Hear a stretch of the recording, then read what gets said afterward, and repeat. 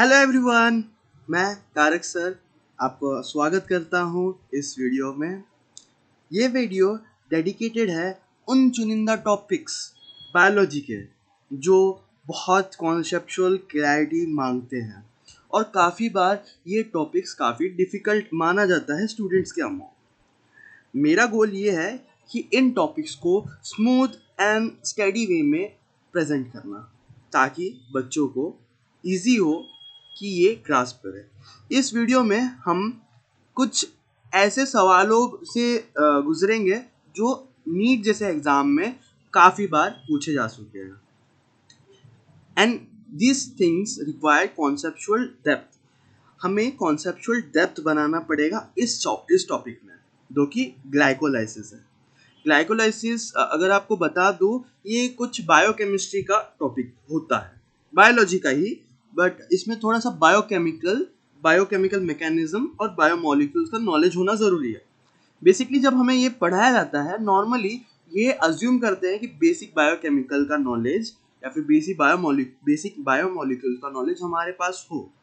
हाँ, बट कई बार basic concepts हमारे पास मिसिंग होता है, जिससे हमारे लिए मुश्किल होता है इन स्टेप्स को फॉलो करना। ठीक है, तो इसी वजह से ये चीज़ मुश्किल लगता है। और वहीं पे एनसीईआरटी में या फिर काफ़ी जगह पे आपको मिल जाएगा कि इसको इतने डेप्थ में नहीं पढ़ाया गया है, सुपरफिशियली पढ़ाया गया है। और वहीं पे अगर कोई कॉन्सेप्ट आ जाता है तो वहाँ पे मुश्किल पड़ जाता है। तो वही बात है, तो आज मैं इतना बता दूंगा कि आपका सवाल सॉल्व हो जाए। ठीक है, मैं मेंशन करूंगा एनसीईआरटी में कितने सारी चीज़ें पूछी गई है और वो पॉइंट एनसीईआरटी के जो आपको डिफिकल्ट लग सकता है। तो शुरू करते हैं। ग्लाइकोलाइसिस एक बहुत इंपॉर्टेंट प्रोसेस है रेस्पिरेशन का। आपको ये चीज़ रेस्पिरेशन इन प्लांट वाले चैप्टर में मिल जाएगा, प्लांट फिजियोलॉजी के। बट बेसिकली प्लांट फिजियोलॉजी में है, इसका मतलब ये नहीं है कि ये सिर्फ प्लांट से ही लिमिटेड। आपको ये ध्यान में रखते हुए चलना पड़ेगा कि ये वाला टॉपिक थ्रू आउट कोई भी ऑर्गेनिज्म हो जो लिविंग प्रोसेसेस, लाइफ प्रोसेसेस कर रहा है, मतलब अलाइव है बेसिकली, वो रेस्पिरेशन करेगा, भले ही वो प्लांट हो या एनिमल। हमने एनिमल फिजियोलॉजी में, अगर आपको बता दूं, अगर हमने respiration, breathing and exchange of gases पढ़ा, उसका जो एंड प्रोसेस है, जहाँ पे एनसीईआरटी अपने आप को स्टॉप कर देती है और लिखती है कि चैप्टर नंबर 12, मतलब रेस्पिरेशन इन प्लांट्स में ये वाला टॉपिक कवर किया गया है। तो वहीं पे अपना कॉन्सेप्चुअल क्लैरिटी होना चाहिए कि हमने ब्रीथ किया, ब्लड में ऑक्सीजन गया, वो ऑक्सीजन ब्लड से टिश्यू में गया, उस ऑक्सीजन का टिश्यू करता क्या है। तो वहीं से ये शुरू होता है टॉपिक रेस्पिरेशन का। एक्चुअल रेस्पिरेशन सेल के अंदर होता है, जहाँ पे कॉन्स्टेंटली ग्लूकोज का यूज अप होता है, ग्लूकोज को जलाया जाता है एक तरीके से। ठीक है, ग्लूकोज को जलाया जाता है एक तरीके से, और जलाने पे हमें पता है एनर्जी रिलीज होती है। आप लकड़ी को जलाते हैं तो आग निकलता है, आग, गर्मी इज इक्वल टू एनर्जी, कुछ ऐसा ही समझ लो, एनर्जी रिलीज होता है। तो ये चीज़ हमें सेल के अंदर करना है। सेल के अंदर आग तो नहीं लगा सकते। अगर कुछ एकदम ड्रास्टिक एनर्जी निकलना चालू हो गया बहुत ज़्यादा एक छोटे से सेल के अंदर, तो वो तो डैमेज हो जाएगा।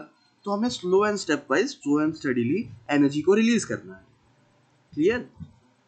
स्लो एंड स्टडीली एनर्जी को रिलीज करना है। तो वो एनर्जी रिलीज होता है बायोकेमिकल मैकेनिज्म से, सिंपल एज दैट। तो हमारा गोल है कॉन्स्टेंटली ऑक्सीजन और ग्लूकोज या फूड सोर्स। ग्लूकोज मतलब अगर मैं फूड सोर्स की बात करूं, रेस्पिरेटरी सबस्ट्रेट की बात करूं, तो मैं फिलहाल के लिए ग्लूकोज का नाम लेके चल रहा हूँ। ठीक है, ठीक है। ग्लूकोज की जगह पे बहुत सारी चीज़ें भी यूज हो सकती है, बट मैं ग्लूकोज को लेके चल रहा हूँ। ठीक है, क्लियर? ग्लूकोज, क्योंकि ग्लूकोज को समझ जाएंगे तो बाकी सारी चीज़ें भी समझ जाएंगी। ठीक है, तो ग्लूकोज को जलाएंगे, जलाने के लिए हमें ऑक्सीजन चाहिए और एनर्जी निकालनी है। ठीक है, चलो ठीक है। बट इस प्रोसेस का बहुत स्टेप है। ठीक है, पहला प्रोसेस अगर मैं बताऊं, पहला पड़ाव ग्लाइकोलाइसिस है। ये चीज़ को समझने के लिए जो हमारे अंदर हो रहा है, हर सेल के अंदर, प्लांट के अंदर भी हो रहा है, इवन बैक्टीरिया के अंदर हो रहा है, बेसिकली आपको 3-4 चीजें पता होनी चाहिए। एक होता है, एक टॉपिक हो गया ग्लाइकोलाइसिस, ठीक है। दूसरा टॉपिक हो गया ट्राई कार्बोक्सिलिक एसिड साइकिल, यानी या फिर इसको क्रेब्स साइकिल भी बोलते हैं। तीसरा आपको इलेक्ट्रॉन ट्रांसपोर्ट चेन आना चाहिए। ये 3 चीज को अगर आपने समझ लिया एक एक करके, तो आपको ये चीज समझ जाएगा कि हमारे बॉडी में हर एक सेल ऑक्सीजन क्यों लेता है, ठीक है। और कार्बन डाइऑक्साइड ही क्यों रिलीज होता है। आपने नॉर्मली सुना होगा कि हम ऑक्सीजन ब्रीथ करते हैं, कार्बन डाइऑक्साइड रिलीज करते हैं। Excuse me. बट आपको ये पता है कि ऑक्सीजन का हमारी बॉडी करती क्या है और कार्बन डाइऑक्साइड कॉन्स्टेंटली हमारे बॉडी में प्रोड्यूस ही क्यों होता है। तो ये बात हम समझते हैं इस सीरीज में। आगे बढ़ते हैं। बेसिकली ग्लाइकोलाइसिस से आपको ये समझना है कि ग्लूकोज को तोड़ के दो पायरुवेट बनाना है। सिंपल। ग्लाइकोलाइसिस का मतलब होता है ग्लाइको मतलब ग्लूकोज, लाइसिस का मतलब होता है ब्रेक डाउन। ग्लूकोज को तोड़ेंगे, पायरुविक एसिड बनेगा। बेसिकली ग्लूकोज बहुत बड़ा कार्बन का चेन रहता है, C6H12O6। उसका स्ट्रक्चर मैं दिखाऊंगा, ठीक है। 6 कार्बन का मॉलिक्यूल है, उसको 2-3 कार्बन के मॉलिक्यूल में तोड़ देंगे। यही है बेसिकली ग्लाइकोलाइसिस। आपको ज्यादा कॉम्प्लिकेटेड नहीं जाना है, जितना मैं बता रहा हूँ उसको फॉलो करना है। 6 कार्बन का ग्लूकोज है, उसको तोड़ दिया, 2 molecule of 3 carbon containing pyruvate.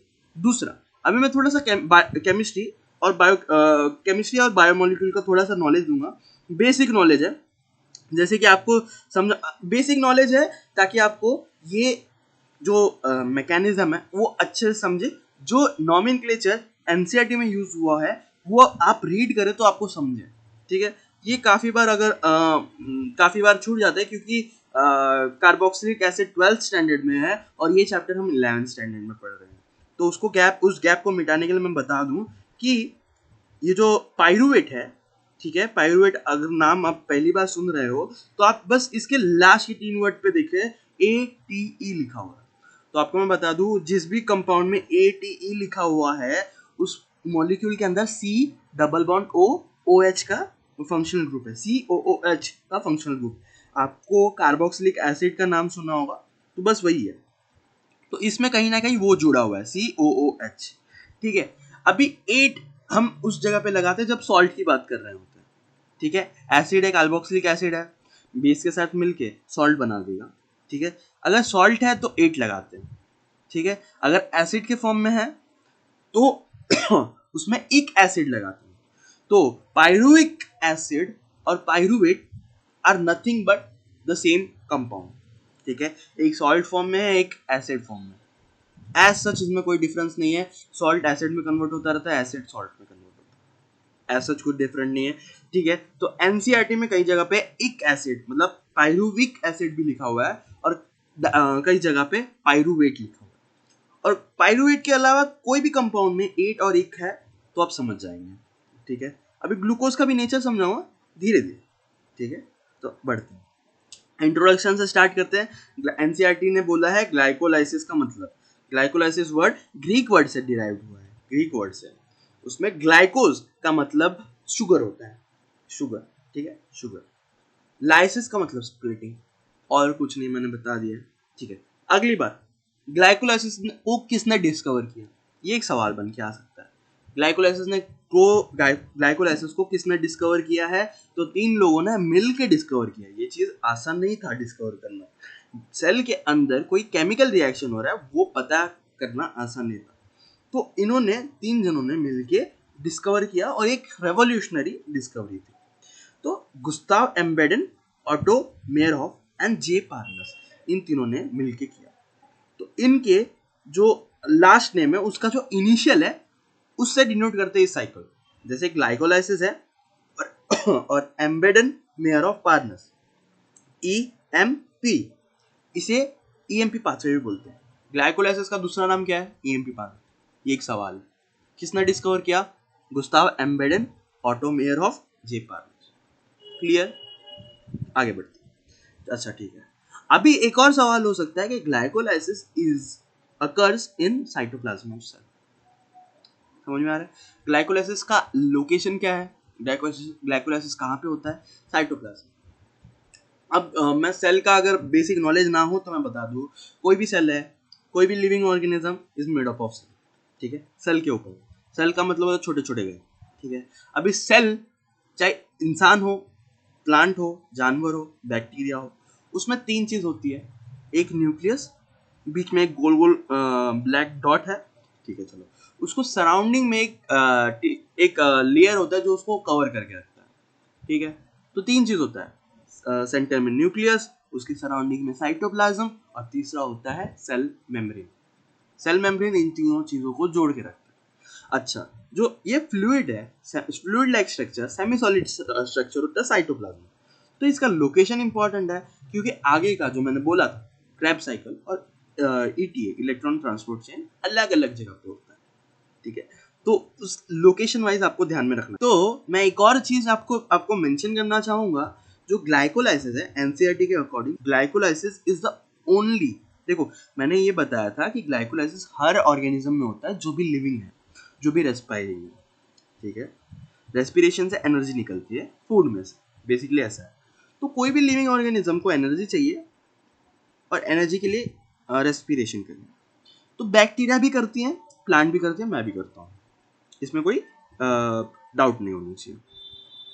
अब जब बैक्टीरिया ने रेस्पिरेशन किया, तो बैक्टीरियाज में या फिर कुछ ऐसे बैक्टीरियाज हैं, ऐसे प्रोकैरियोटिक ऑर्गेनिज्म हैं जिनमें glycolysis is the only step of respiration, ठीक है।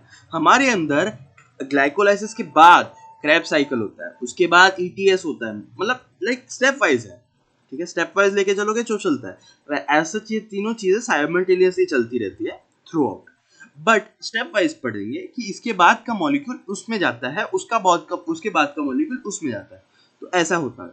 तो बेसिकली ग्लाइकोलाइसिस सिर्फ ग्लाइकोलाइसिस सब में होता है, ठीक है। ये बाकी के प्रोसेस जैसे कि क्रेब साइकिल और ईटीएस सब में हो जरूरी नहीं है, ठीक है। तो इनमें सिर्फ ग्लाइकोलाइसिस होके खत्म हो जाती है, ठीक है। आपको पता चलेगा ग्लाइकोलाइसिस में कितना एनर्जी रिलीज होता है, कितने कम मात्रा में एनर्जी रिलीज होता है, और वो उसी कम मात्रा में सरवाइव करते हैं, समझ रहे हो।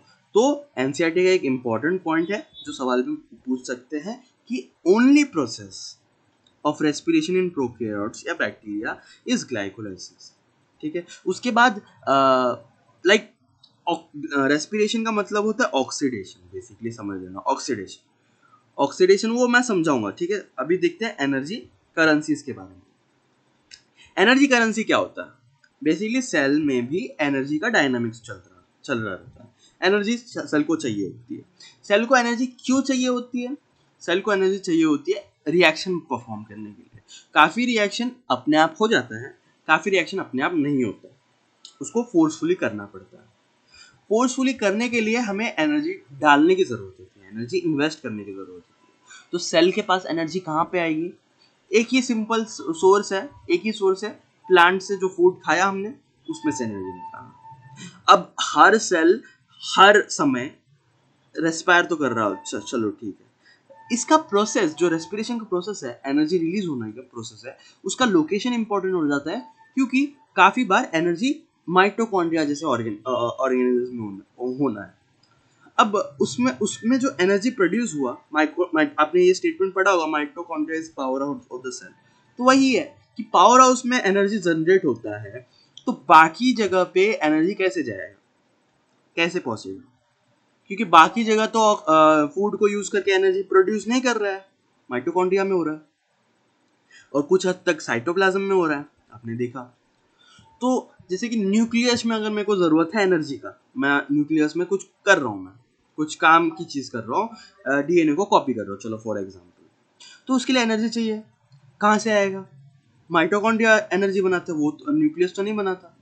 तो इसमें चाहिए होगा एनर्जी करेंसी। अभी एनर्जी फ्री स्टेट में अगर हो तो डेसिपेट हो जाता है, किसी और चीज़ में लग जाता है, किसी और फॉर्म में कन्वर्ट हो जाता है। तो बेसिकली हमें क्या करना है, एनर्जी को ट्रैप करना है एक मॉलिक्यूल में।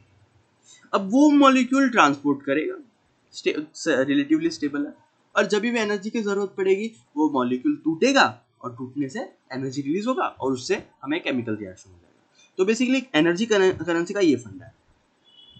अब देखेंगे एटीपी एडिनोसिन ट्राइफॉस्फेट, ये बेसिक एनर्जी करेंसी है जो कि छोटा सा मॉलिक्यूल है। एडिनोसिन ट्राइफॉस्फेट होता है। एडिनोसिन एक न्यूक्लियोटाइड होता है, उसमें नाइट्रोजनस बेस होता है बेसिकली, और कुछ नहीं, उसमें 3 फॉस्फेट जुड़ा होता है, इस पे ध्यान देना, 3 फॉस्फेट जुड़ा होता है। हर फॉस्फेट को जोड़ते टाइम मैंने कुछ एनर्जी इसमें डाला था, एनर्जी को पैक किया था। जैसे ही मैं एक फॉस्फेट निकालूंगा तो एनर्जी उतना ही अमाउंट ऑफ एनर्जी रिलीज हो जाएगा। इसके बॉन्ड के फॉर्म में एनर्जी स्टोर होता है, जैसे तोड़ूंगा एनर्जी रिलीज होगा। अगर मुझे इनको जोड़ना है, ADP 3 था, डाई रहेगा। अभी एडिनोसिन डाइफॉस्फेट में एक फॉस्फेट जोड़ने के लिए मुझे एनर्जी लगेगा, तब ये जाके एडिनोसिन ट्राइफॉस्फेट बन जाएगा। ठीक है, तो होता है हम एटीपी बनाना सीखेंगे। अब वो एटीपी बनाना सीख रहे हैं, तो एटीपी की जरूरत क्या है वो समझना जरूरी हो जाता है। दूसरे एक और एनर्जी करेंसी के बारे में हमें बात करने की जरूरत है, जो कि है NADH। ठीक है, उसके साथ एक H प्लस साथ में चलता है। ठीक है, H प्लस साथ में चलता है। NADH क्या होता है, ये आयन में होता है, NAD प्लस। ठीक है, हमारे पास NAD प्लस होता है, नियासिनामाइन एडिनाइन डाइन्यूक्लियोटाइड, ये आयन में। बेसिकली कोई भी केमिकल रिएक्शन जनरली रेडॉक्स को फॉलो करता है। आपको रेडॉक्स का नॉलेज ना हो तो मैं एक बेसिक रेडॉक्स का नॉलेज दे देता हूँ, क्योंकि ये सारी चीज़ें आगे जाके इन चीज़ों को, इस कॉम्प्लेक्स मशीनरी को समझने में हेल्प करता है। इसीलिए मैं सिंपल शब्दों में बोल रहा हूँ, रेडॉक्स मतलब रिडक्शन और ऑक्सीडेशन। कोई भी रिएक्शन हो रहा है तो कहीं पे अगर ऑक्सीडेशन हो रहा है तो कहीं पे रिडक्शन होना है, ये दोनों साथ में चलते हैं, hand in, it goes hand in hand. ठीक है, ऑक्सीडेशन O से चालू होता है, बेसिकली याद करना, एडिशन ऑफ ऑक्सीजन मतलब ऑक्सीडेशन। ठीक है, किसी भी चीज में ऑक्सीजन जुड़ रहा है तो ऑक्सीडेशन बोलेंगे उस जगह। हमें टर्मिनोलॉजी से हमें काफी ज्यादा कंफ्यूज हो जाएगा, बट आपको ये चीज को विजुलाइज करो, अगर कार्बन में मैंने ऑक्सीजन जोड़ दिया, ठीक है, तो कार्बन का ऑक्सीडेशन हो रहा है। ठीक है, कार्बन डाइऑक्साइड बना, तो बेसिकली C6H12O6 में कार्बन है, उसमें मैंने ऑक्सीजन जोड़ना है और CO2 बना के उड़ाना है, तो कार्बन का ऑक्सीडेशन हो रहा है, ध्यान में देना। और इसको कहीं ना कहीं हम कंबशन भी बोल सकते हैं या फिर रेस्पिरेशन भी बोल सकते हैं। वहीं पे अगर ये ऑक्सीडाइज हो रहा है तो कहीं ना कहीं पे रिडक्शन हो रहा हो। ठीक है, both the process goes hand in hand, ऐसा अलग अलग नहीं चलेगा, तो कहीं पे रिडक्शन हो रहा होगा कि ये चीज किसी सामने वाले केमिकल रिएजेंट को, केमिकल सबस्ट्रेट को ऑक्सीडाइज करा रहा है और ये खुद रिड्यूस हो जाए। मतलब फॉर एग्जांपल सामने वाले से, अच्छा अभी मैं बता दूं, रिडॉक्स में रिडक्शन का मतलब ये भी होता है कि एडिशन ऑफ हाइड्रोजन। तो NAD प्लस में अगर H प्लस जुड़ गया या फिर हाइड्रोजन जुड़ गया, इन दिस केस 2 हाइड्रोजन जुड़ा, चलो ठीक है, 2 हाइड्रोजन अगर जुड़ा तो जो NAD प्लस है वो रिड्यूस हो रहा है। ठीक है, कहीं पे कुछ ऑक्सीडेशन होगा, चलो ठीक है, इन दोनों से रेडॉक्स कंप्लीट हो रहा है। ठीक है, रिएक्शन प्रोसीड हो रहा है। ये चीज क्या होता है, NADH कुछ ऐसा रिएक्शन है जो नॉर्मली नहीं हो रहा था, उसको करवाने के लिए हेल्प करता है, ये अपने साथ एनर्जी कैरी करता है। अभी मैं बता दूं कि जो एनर्जी है NADH प्लस जब अगर बन गया NAD से, तो ये अपने अंदर एनर्जी स्टोर कर रहा है। हाइड्रोजन अकेला नहीं आया था इसके पास, NAD प्लस के पास हाइड्रोजन ऐसे ही नहीं आ गया था, हाइड्रोजन अपने साथ एनर्जी लेके आया था। अभी ये चीज अगर ETS में जाता है, इलेक्ट्रॉन ट्रांसपोर्ट चेन में जब जाता है, तो NADH प्लस H प्लस, ठीक है, H प्लस साथ में चलते हैं, ये दोनों कंपाउंड साथ में चलते हैं, इसीलिए ऐसे लिखा हुआ है। तो अब माइटोकॉन्ड्रिया के अंदर जाके ये पोटेंशियल रखता है, 3 ATP तो बना ही दे। सेल में क्या होता है कि NADH डायरेक्टली यूज काफी बार नहीं होता, ATP हो जाता है। तो जनरली सेल क्या करता है, NADH को कन्वर्ट करता है ATP आगे जाके, इसीलिए ETS पढ़ना जरूरी है। ठीक है, अच्छा अभी थोड़ा सा ओवरव्यू में आते हैं। ओवरव्यू में मैं बता रहा हूँ, पहली बात, ग्लूकोज से पायरुविक एसिड में ब्रेकडाउन। देखो पहले NCERT में स्टेटमेंट दिया है, breakdown of glucose to pyruvic acid is called glycolysis. कहीं पे पायरुवेट भी लिखा हुआ है, इसलिए मैंने कॉन्सेप्चुअल क्लैरिटी करने की जरूरत है। ठीक है, आगे बढ़ते हैं। पायरुविक एसिड में कन्वर्ट होना, बेसिकली ग्लाइकोलाइसिस क्या है, ग्लूकोज से पायरुविक एसिड में कन्वर्ट होना।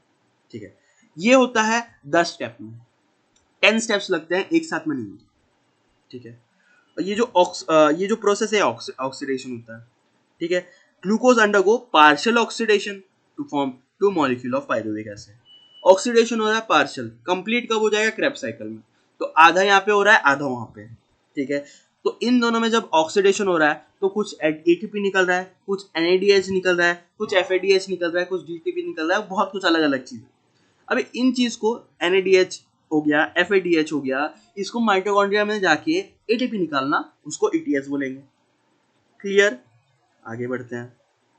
चलो ठीक है, पार्शियल ऑक्सीडेशन है, ठीक है।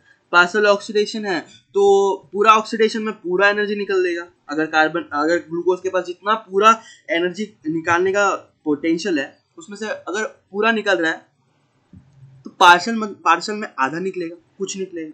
तो ग्लाइकोलाइसिस में कुछ निकलता है, बाकी का क्रेब्स साइकिल में निकलेगा, ठीक है, ठीक है।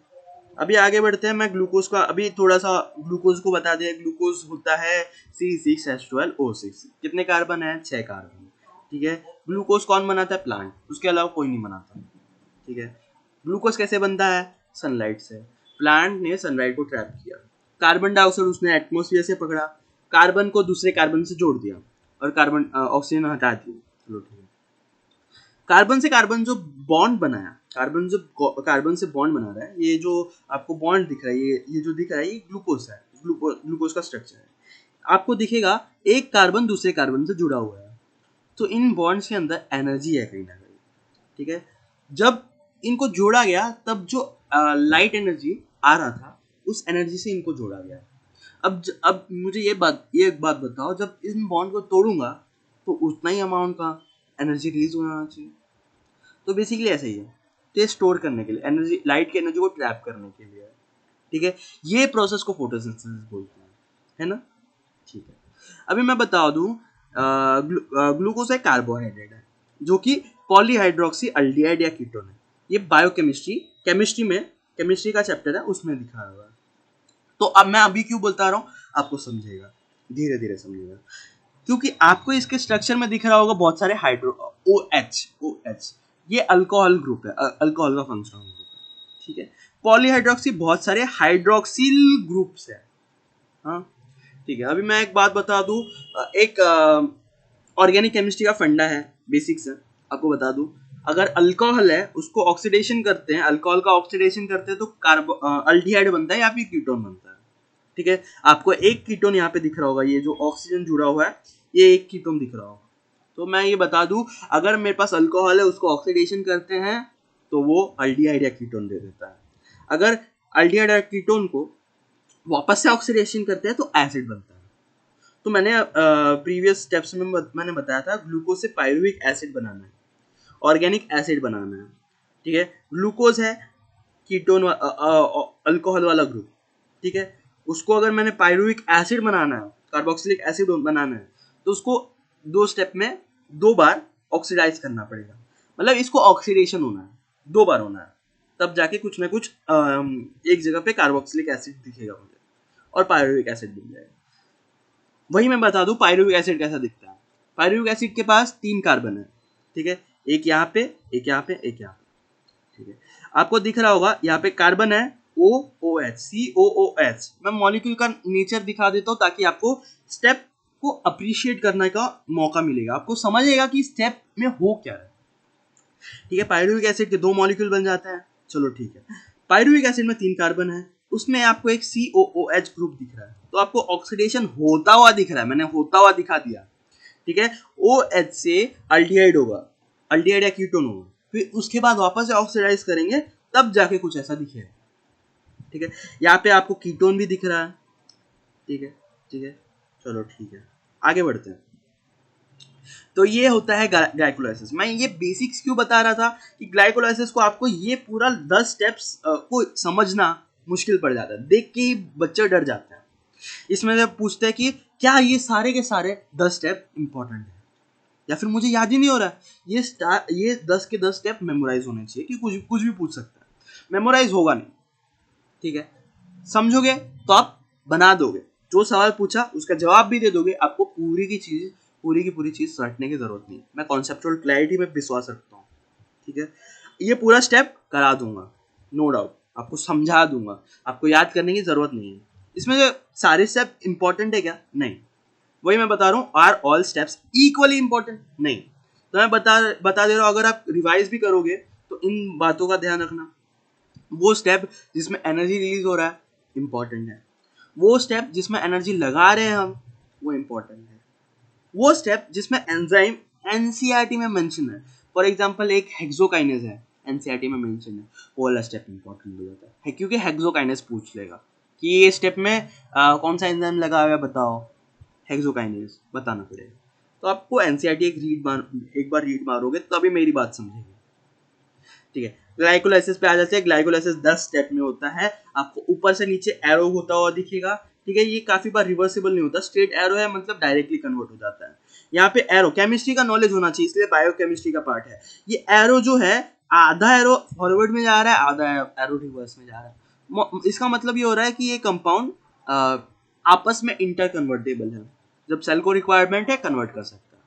10 स्टेप में मैंने कहा था एनर्जी जहाँ पे लग रहा है वो स्टेप इंपॉर्टेंट है, कि स्टार्टिंग में जो एनर्जी मैं लगा रहा हूँ फिर थर्ड स्टेप में वापस से लगा रहा हूँ, ये दोनों स्टेप इंपॉर्टेंट है, बीच वाला स्टेप इंपॉर्टेंट उतना नहीं है। तीसरा, अभी दूसरी बात, जो जहाँ वो स्टेप जहाँ पे एनर्जी रिलीज हो रहा है, यहाँ पे NADH निकल रहा है, एनर्जी करेंसी रिलीज हो रहा है, चलो ठीक है, ये इंपॉर्टेंट है, ये वाला स्टेप। यहाँ पे एनर्जी रिलीज हो रहा है, इंपॉर्टेंट है। यहाँ पे एनर्जी रिलीज हो रहा है, इंपॉर्टेंट है। बस, बाकी में ध्यान देंगे नहीं, थोड़ा कम देंगे, बट एग्जाम से पहले ये 3 स्टेप को ध्यान के, ये 3 स्टेप को ही देखेंगे, बाकी देखा नहीं देखा जरूरत नहीं है, बाकी का कॉन्सेप्ट मेरे पास है, इनको देख के जाना, इनको रिवाइज करने की जरूरत है। अभी इनको छोटे छोटे पार्ट में पढ़ेंगे, एक बार में नहीं पढ़ेंगे, धीरे धीरे पढ़ेंगे। आपको इस वीडियो के एंड तक इतना क्लैरिटी हो जाएगा कि आप इनमें कोई भी सवाल आए कर पाओगे। आ जाते हैं इसमें। अब क्या होता है कि ग्लूकोज को मतलब लाइट एनर्जी, प्लांट ने जब फोटोसिंथेसिस किया तब लाइट एनर्जी जो कि काफी अनस्टेबल फॉर्म है, ठीक है, उसको ट्रैप किया, उसको ट्रैप करके कुछ स्टेबल कंपाउंड में कन्वर्ट कर दिया। अब वो स्टेबल होना चाहिए, इतना स्टेबल कि वो टूट ना जाए, ठीक है, वो स्टेबल है। तो ग्लूकोज एक स्टेबल कंपाउंड है। इसके साथ साथ आपको एक और चीज बता दूं, इसके नीचे जो कार्बन का नंबर है वो देखते हुए चलना, कब कार्बन का नंबर आधा हो जाएगा वहां पे एनर्जी रिलीज्ड का नंबर दुगना हो जाए, ठीक है। और ये चीज काफी बार मिस हो जाता है, इसलिए एनर्जी प्रोफाइल निकालने में दिक्कत आती है, ठीक है, मैं बता देता हूँ। अब क्या होता है कि जो ग्लूकोज है वो काफी काफी मतलब स्टेबल कंपाउंड है, वो ऐसे ही जब रिक्वायरमेंट होगा एनर्जी रिलीज नहीं कर देगा, सिंपल, ठीक है। ये कंपाउंड ऐसे एनर्जी रिलीज नहीं करेगा। जब रेस्पिरेशन के लिए मैंने मेरे सेल ने लिया सेलुलर रेस्पिरेशन करने के लिए, तब ये ऐसे ही एनर्जी रिलीज नहीं कर देगा। इवन प्लांट के अंदर जब होता है ऐसे ही एनर्जी रिलीज नहीं करता। इसको एनर्जी रिलीज करने के लिए एक्साइट करना पड़ेगा, अनस्टेबल करना पड़ेगा। अनस्टेबल कैसे करेंगे? एनर्जी को डालेंगे, जैसे ही एनर्जी पहुंचेगा एनर्जी ये अब्सॉर्ब करके अनस्टेबल हो जाएगा, ऐसे ही कुछ, ठीक है। तो यहाँ पे ये चीज है इन्वेस्टमेंट स्टेप, ठीक है, इन्वेस्टमेंट स्टेप बोलूंगा जहां पे सेल इन्वेस्ट करती है, ठीक है, सेल इन्वेस्ट करती है एनर्जी रिलीज करवाने के लिए, ग्लूकोज को तोड़ने के लिए इन्वेस्टमेंट लगता है, पहले इन्वेस्टमेंट लगता है, उसके बिना नहीं होगा। तो बेसिकली इन्वेस्टमेंट कैसे होता है, एटीपी मॉलिक्यूल है उसको मैंने तोड़ा, अभी एडीपी बन जाएगा, 3 फॉस्फेट था उसमें से एक तोड़ के डाइफॉस्फेट में कन्वर्ट कर दिया। अब एक फॉस्फेट जो निकला उसके साथ साथ एनर्जी भी निकला, मतलब ये समझो फॉस्फेट के पास एनर्जी, फॉस्फेट एनर्जी के साथ निकला। अब ये चीज कार्बन ग्लूकोज में चिपक जाएगा। ग्लूकोज मैंने स्ट्रक्चर दिखाया था, 6 कंपाउंड है, ये देखो ग्लूकोज में 6 कार्बन है, ये देखो ये ऐसे नंबरिंग 1 2 3 4 5 6, ठीक है, ये स्टैंडर्ड नॉमेनक्लेचर है। तो पहले 6 वाले पे चिपकेगा, ऐसा दिखा रहा है, ठीक है। इस पे देखो 6 ग्लूकोज 6 फॉस्फेट में कन्वर्ट हो गया, ठीक है, मतलब 6 कार्बन पे फॉस्फेट जुड़ रहा है, ठीक है। आगे जाके याद रखना कि कहीं कहीं पे भी फॉस्फेट निकालेंगे वहां पे एनर्जी रिलीज होगा, फॉस्फेट कहीं पे भी जुड़ रहा है तो एनर्जी ऐड हो रहा है, जैसे कि यहाँ पे हो रहा है। हमने वापस से उसको इस स्टेप में देखना, एनर्जी वाले इस स्टेप में देखना जहाँ पे एनर्जी लग रहा है, फ्रुक्टोज 6 फॉस्फेट, ठीक है, फ्रुक्टोज 6 फॉस्फेट में मैंने एक और फॉस्फेट जोड़ दिया फर्स्ट कार्बन पे, तो फ्रुक्टोज 1,6 बिस फॉस्फेट बन गया, ठीक है, बिस मतलब 2, ठीक है, बिस फॉस्फेट। अभी दो दो फॉस्फेट जुड़ा है तो एक एक करके निकलेगा, जब निकलेगा तब एनर्जी निकलेगा, सिंपल एज दैट। ठीक है, ठीक है। अब मैं बता दूं ग्लूकोज और फ्रुक्टोज आइसोमर है। ग्लूकोज एंड फ्रुक्टोज एक जैसे दिखते हैं, बस क्या होता है कि एक मतलब फॉर एग्जांपल अगर मैंने बाल को ऐसा रखा तो मेरे को ग्लूकोज बोला गया, अगर मैंने बाल को ऐसे रखा तो मुझे फ्रुक्टोज बोला गया, सिंपल एज दैट, समझ रहे हो। तो ग्लूकोज से फ्रक्टोज में कन्वर्ट करने के लिए एक एंजाइम होता है आइसोमरेज, वो ये काम करता है, एनर्जी रिक्वायरमेंट नहीं है उसके लिए। अब जब फर्स्ट जो स्टेप है ग्लूकोज से ग्लूकोज 6 फॉस्फेट है, उसको हेक्सोकाइनेज ने किया।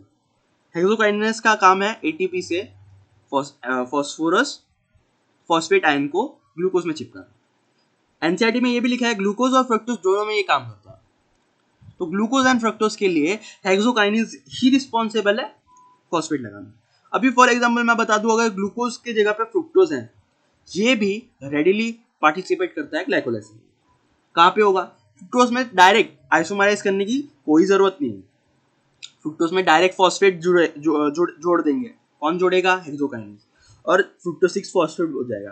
तो डायरेक्ट यहाँ से जो फ्रुक्टोज 6 फॉस्फेट वाला स्टेप है, यहाँ से दोनों का रास्ता सेम है। ठीक है, ग्लूकोज को एडिशनल स्टेप फॉलो करना पड़ता है आइसोमर करने के लिए। ठीक है, उसके बाद एक और बार फॉस्फेट जुड़ेगा, फ्रुक्टोज 1,6 बिस फॉस्फेट। अच्छा, अभी क्या होता है, यहाँ पे लिखा हुआ है इसके बाद ट्रायोस फॉस्फेट। अगला स्टेप है ट्रायोस फॉस्फेट। ट्रायोस, ग्लूकोज मतलब कहीं पे भी ओज समझा, वहां पे ग्लूकोज या कार्बोहाइड्रेट का है, शुगर की बात है, शुगर के लास्ट में ओज लगता है। ट्रायोज मतलब 3 कार्बन वाला शुगर। अच्छा, फॉस्फेट मतलब फॉस्फेट जुड़ा हुआ है। अच्छा देखना, बस ऐसा होता है कि दोनों में ब्रेक डाउन हो जाता है। अभी दो बार मैंने एनर्जाइज किया, 2 एटीपी लगा के इतना एनर्जाइज कर दिया कि ग्लूकोज मॉलिक्यूल इतना अनस्टेबल होगा कि अभी 2 पार्ट में डिवाइड हो जाएगा। इसके पास एक फॉस्फेट रहेगा, इसके पास एक फॉस्फेट रहेगा, तो ट्रायोस फॉस्फेट। ठीक है, एक को ट्रायोस फॉस्फेट बोला है क्योंकि एक 3 कार्बन का है, तो दूसरा भी 3 कार्बन का है, वो भी फॉस्फेट लेके ही गिरा, 2 कंपाउंड में टूट जाते हैं।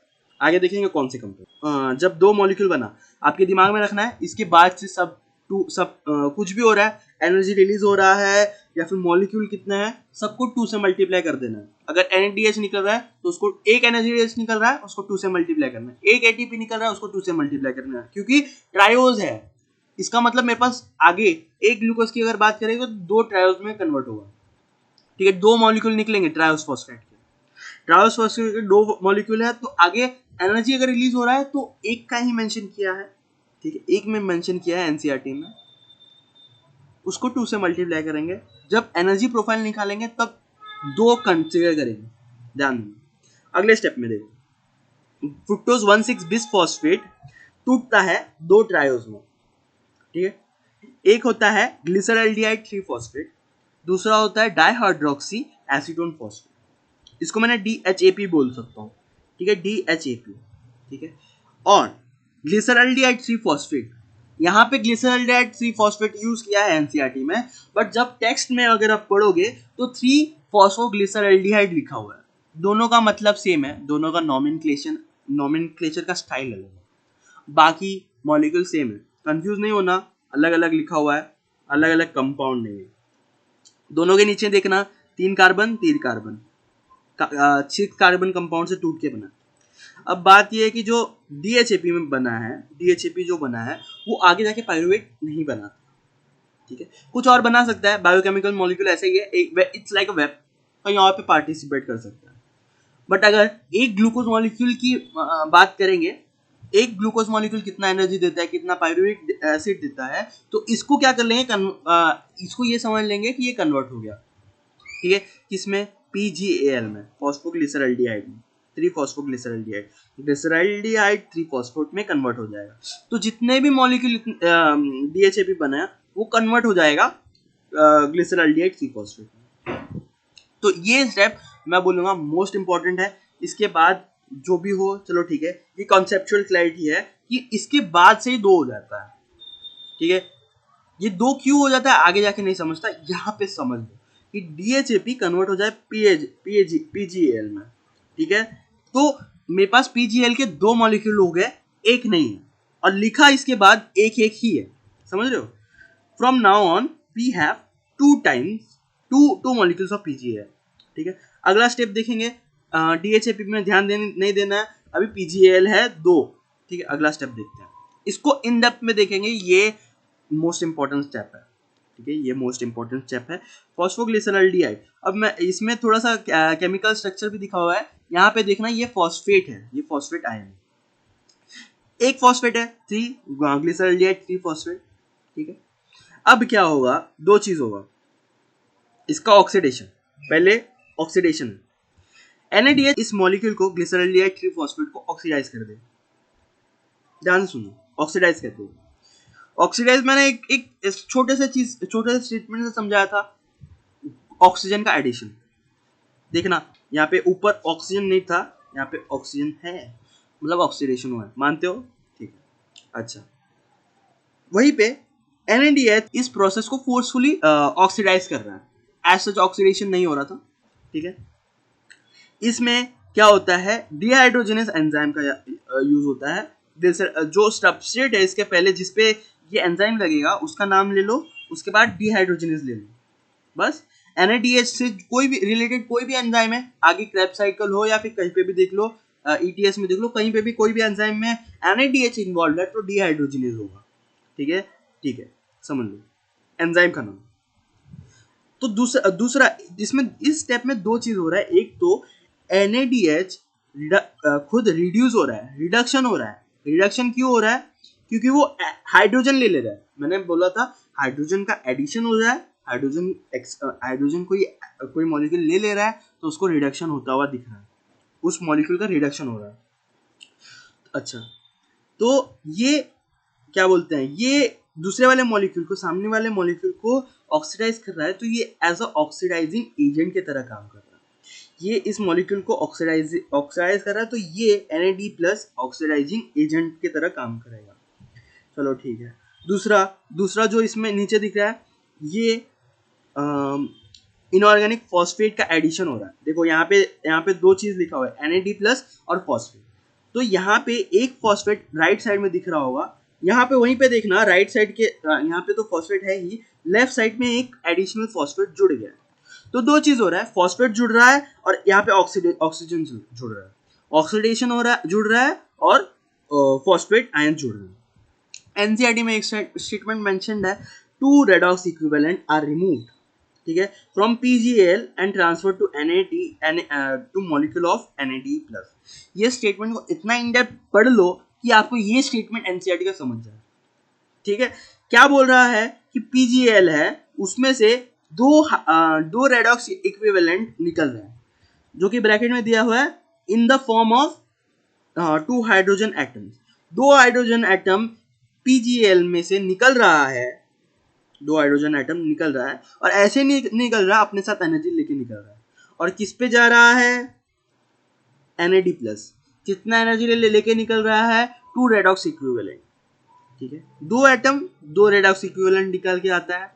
ठीक है, इसको आगे जाके हम कन्वर्ट कर देंगे ATP में, 3 दे देगा, अलग बात, 2 से 3 देता है। आपको NCERT के हिसाब से इतना एज्यूम करना है कि एक NADH 3 ATP देता है, बस इतना समझना है। ठीक है, इतना समझना है। अगर आपको ये स्टेप समझ आ रहा है तो आगे बढ़ते हैं। ये देखना, 2 फॉस्फेट है, 1 3 बाय फॉस्फोग्लिसरॉल्डिहाइड। ठीक है, ठीक है, ठीक है, बिस फॉस्फोग्लिसरॉल्डिहाइड ऐसा भी लिख सकते हैं। तो 2 है, अभी क्या करना है, इसके अगले स्टेप से मैं एक हिंट दे देता हूँ, एक एक करके फॉस्फेट निकलेगा। एक एक करके फॉस्फेट जब निकलेगा तब एक एक करके एनर्जी निकलेगा।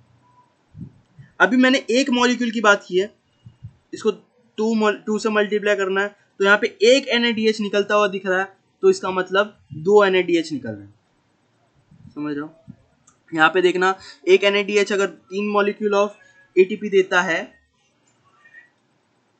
एक NADH अगर 3 ATP देता है तो 2 कितना देगा? 6 ATP। मतलब इस स्टेप में 6 ATP निकल रहा है, ग्लाइकोलाइसिस के इस स्टेप में 6 ATP निकल रहा है। आगे बढ़ते हैं।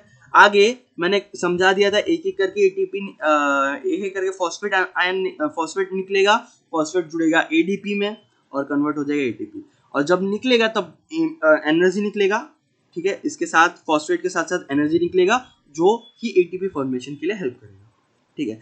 अच्छा, कहीं पे भी एटीपी निकल रहा है, एटीपी निकल रहा है तो काइनेज जोड़ दो, ठीक है। यहाँ पे भी काइनेज है, यहाँ पे भी काइनेज, ये ध्यान देना, जहाँ पे भी एटीपी इन्वॉल्व है वो वाले एंजाइम का नाम काइनेज हो जाएगा, जहाँ पे भी एनएडीएच है वहाँ पे डिहाइड्रोजनेज, ठीक है। तो 1,3 बिसफॉस्फोग्लिसरेट क्या करता है, एक फॉस्फेट निकालेगा, एक एटीपी निकल रहा, देखो यहाँ पे एक एटीपी निकला, हमारे पास कितने मॉलिक्यूल है 1,3 बिसफॉस्फोग्लिसरेट, 2, तो यहाँ पे 2 एटीपी निकलेगा, ठीक है।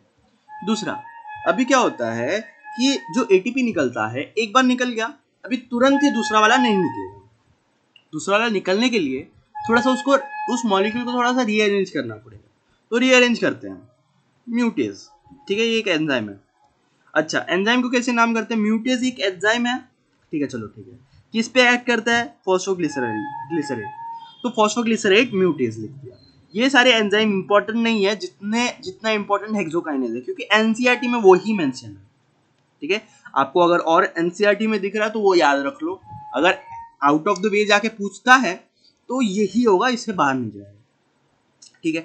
अभी एक बार एटीपी निकल गया, अभी मॉलिक्यूल को थोड़ा रीअरेंज होगा, तो 3 फॉस्फोग्लिसरेट मतलब यहाँ पे OH तो आ गया, देखो OH आ गया, यहाँ पे लास्ट में तो OH आ गया, जब एक बार यहाँ पे ऑक्सीडेशन हो गया, यहाँ पे OH आ गया, COOH 8 आ गया, पहले अल्डिहाइड था, देखो पहले ये थोड़ा सा देखना, स्टार्टिंग में ग्लूकोज था, पॉलीहाइड्रोक्सी अल्डिहाइड या पॉलीहाइड्रोक्सी अल्डिहाइड या कीटोन, ठीक है।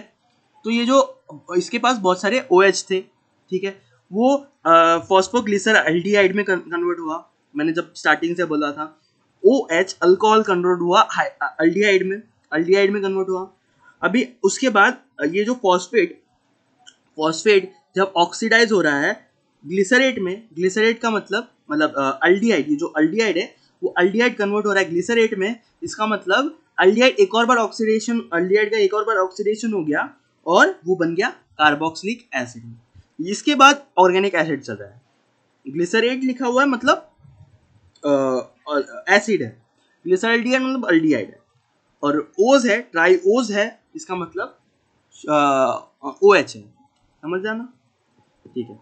अभी आगे देखते हैं, अभी क्या होता है कि इसके बाद से तो अभी ग्लिसरेट है मतलब एसिड है, अभी इसको थोड़ा सा रीअरेंज करेंगे तो बन गया 2 फॉस्फोग्लिसरेट, ठीक है, 2 फॉस्फोग्लिसरेट मतलब ये जो फॉस्फेट है उसको दूसरे जगह पे ट्रांसफर किया।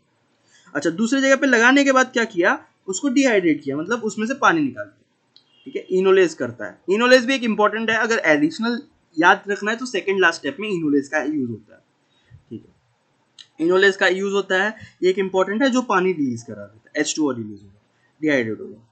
अभी क्या हो गया, ये क्या बोलते हैं, फॉस्फोग्लिसरल्डिहाइड टू फॉस्फोइनॉल पाइरुवेट बन जाता है, फॉस्फोग्लिसरेट बन जाता है phosphoenol pyruvic acid, phospho PEP बोलते हैं, एनसीईआरटी में इसको PEP से मेंशन किया गया है। अभी इसमें से क्या है कि ये फॉस्फेट निकल सकता है, ये जो फॉस्फेट है ये निकलने के फॉर्म में, ये निकल जाएगा, ATP बन जाएगा और बन जाएगा पाइरुवेट, ठीक है। जब निकला, मैंने एक PEP की बात की, एक PEP जब पाइरुवेट में कन्वर्ट किया, एक ATP निकला, बट मेरे पास कितने मॉलिक्यूल है PEP का, दो मॉलिक्यूल है, इसलिए यहाँ इस स्टेप में 2 ATP निकला। मैं इस काउंटिंग में क्यों ध्यान दे रहा हूँ, आगे जाके हमें काउंट करना है, क्योंकि एनसीईआरटी ने एक इंपॉर्टेंट सवाल पूछा है टेक्स्ट में, जो कि ये है, can you then calculate how many ATP molecule are directly synthesized in this pathway from one glucose molecule. कल को नीट में भी उठ के आ सकता है, क्योंकि ये थोड़ा सा ट्रिकी हो सकता है।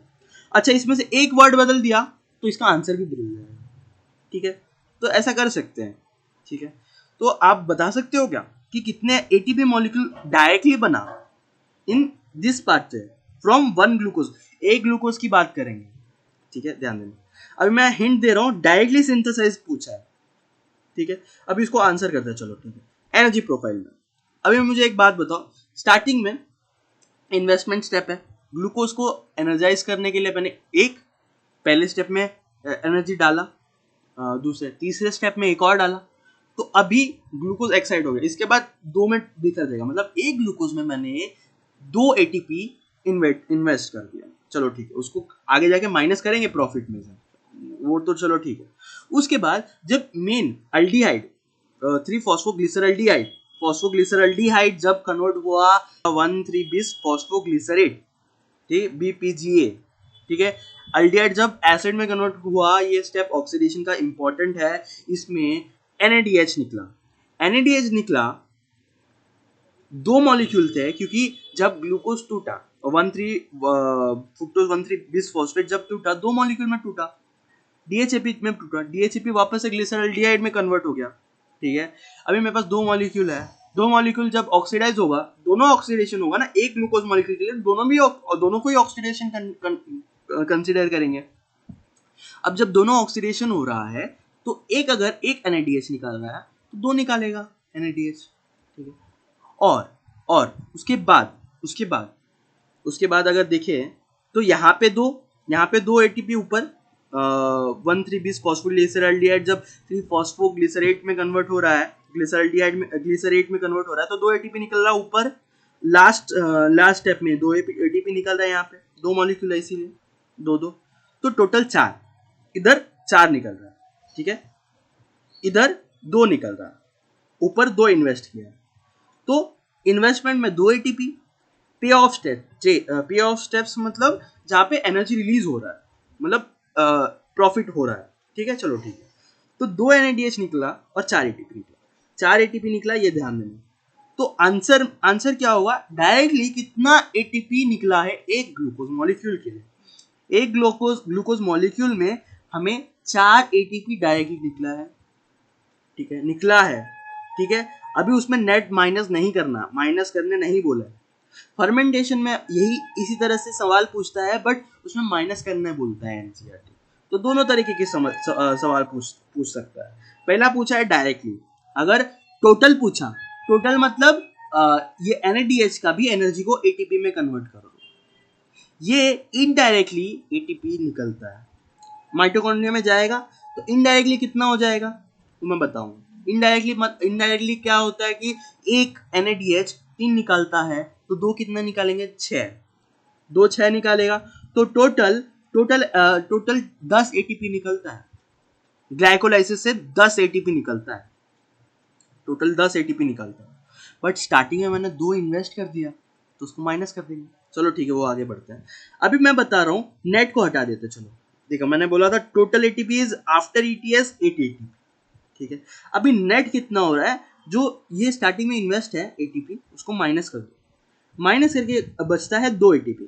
तो ग्लाइकोलाइसिस से अल्टीमेटली क्या क्या निकलता है, बाय प्रोडक्ट ऑफ ग्लाइकोलाइसिस है एक ग्लूकोज अगर मैंने ग्लाइकोलाइसिस में डाला, तो मुझे 2 मॉलिक्यूल मिल जाएंगे, 3 कार्बन कंटेनिंग पायरुविक एसिड 2 निकलेगा, वही के साथ 2 ATP निकल रहा है। नेट की बात कर रहा हूँ, ठीक है, नेट 2 इन्वेस्टमेंट को माइनस करके 2 ATP निकल रहा है, मतलब ग्लाइकोलाइसिस में सब 2-2 हो रहा है। एक molecule, 2 pyruvic acid, 2 ATP, 2 NADH। अभी NADH यूज नहीं होता, अभी NADH आगे जाके कुछ ऑर्गेनिज्म में प्रॉब्लम खड़े कर देगा, वो आगे बताऊंगा, बहुत इंटरेस्टिंग है। बेसिकली आप देखोगे आगे जाके NADH का यूज होना जरूरी है। अगर NADH यूज नहीं होगा तो फ्री NAD+ नहीं होगा, अगर फ्री NAD+ नहीं होगा सेल के पास, तो ग्लाइकोलाइसिस रुक जाएगा। तो आगे जाके NADH का कुछ यूज करना जरूरी है, भले तुमने ETS में जाके उसको एनर्जी निकाल लो, बट तुम्हारे पास ऑक्सीजन रहना चाहिए, और ETS का सारा मैकेनिज्म रहना चाहिए, सारे एंजाइम रहना चाहिए। अगर है तुम्हारे पास तो करो, पूरा का पूरा ऑक्सीजन निकल जाए, पूरा का पूरा एनर्जी निकल जाए। अगर नहीं है फिर क्या करोगे, तो वो है फर्मेंटेशन। आगे जाते हैं, what is the metabolic fate of pyruvic. अभी पायरुविक 2 पायरुविक एसिड बना, वो आगे जाके उसका नसीब क्या है, वो आगे जाके कहाँ पे क्या यूज होगा। तो पहली बात होता है डिपेंड्स ऑन सेल का नीड। सेल के पास अगर नीड ज्यादा है तो उसको पूरा का पूरा एनर्जी में कन्वर्ट करेगा, पूरा का पूरा CO2 में उड़ाएगा। अगर नहीं है उतना नहीं, तो कम में काम चला लेगा, ग्लाइकोलाइसिस करके छोड़ देगा। जैसे कि कुछ ऑर्गेनिज्म जिसमें मैंने बोला था सिर्फ इकलौता रेस्पिरेशन वाला प्रोसेस स्टेप होता है जो ग्लाइकोलाइसिस, तो वो लोग इसमें काम चला लेते हैं, उसको उतना एनर्जी नीड नहीं है। चलो ठीक है। दूसरा और किस पे डिपेंड करेगा, एंजाइमेटिक मशीनरी। अगर मेरे पास एंजाइमेटिक मशीनरी नहीं है, एंजाइम नहीं है, माइटोकॉन्ड्रिया नहीं है, तो मैं ये प्रोसेस कर ही नहीं पाऊंगा। कुछ प्रोकैरियोट में क्या बोलते हैं माइटोकॉन्ड्रिया नहीं होता, तो वो कैसे कर पाएंगे। ठीक है, ये एक है। ऑक्सीजन अवेबिलिटी, अगर ऑक्सीजन अवेबिलिटी है तभी कर पाएगा पूरा का पूरा पायरुविक एसिड को CO2 में कन्वर्ट। अभी मैं बता रहा हूँ, अभी पार्शियल ऑक्सीडाइज हुआ है, अभी एक भी CO2 उड़ा नहीं है, मैंने ग्लूकोज को 3-3 कार्बन में तोड़ दिया है। ठीक है, पायरुविक एसिड। अभी इसमें से इसको मैं क्रैब साइकिल में रन करूंगा, एक CO2 निकालूंगा, अभी 2 CO2 बचा, अभी एक और CO2 को निकाल दूंगा, तो तीनों के तीनों CO2 उड़ जाएगा। बट यहाँ पे ध्यान देना, मेरे पास पायरुविक एसिड 2 थे। ठीक है, ऐसे करते करते मैंने 6 के 6 CO2 उड़ा दिया। ठीक है, ध्यान देना। चलो, ऑक्सीजन अवेबिलिटी जरूरत है पूरा का पूरा CO2 उड़ाने में। अगर सेल ऐसे कंडीशन में रहता है जहाँ पे ऑक्सीजन है ही नहीं, जैसे कि डीप मतलब लाइक डीप वोल्केनो के अंदर एकदम डीप में कोई ऑर्गेनिज्म, अगर कोई बैक्टीरिया सरवाइव कर रहा है, उसके सराउंडिंग में ऑक्सीजन होने का बहुत कम चांसेस है, तो वो क्या करेगा, वो ये पूरा का पूरा ऑक्सीडाइज नहीं कर पाएगा। इसीलिए एक स्टेप रेस्पिरेटरी प्रोसेस उनमें होता है जो कि ग्लाइकोलाइसिस होता है। ये सारे ऑर्गेनिज्म में कॉमन। अगला, अच्छा, there are 3 major ways in which different cell handle pyruvic acid produced by glycolysis. एक होता है लैक्टिक एसिड फर्मेंटेशन, दूसरा अल्कोहल फर्मेंटेशन, तीसरा होता है एरोबिक फर्मेंटेशन। इसमें से एरोबिक फर्मेंटेशन ही है जो पूरा का पूरा CO2 बना के उड़ा देता है, बाकी ये पूरा का पूरा CO2 उड़ाता नहीं है।